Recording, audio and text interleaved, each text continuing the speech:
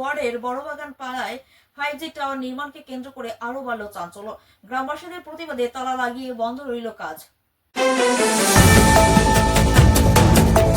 এবার লেক টাউনে হনুমান মন্দিরে দুঃসাহসিক চুরির ঘটনা ঘটল।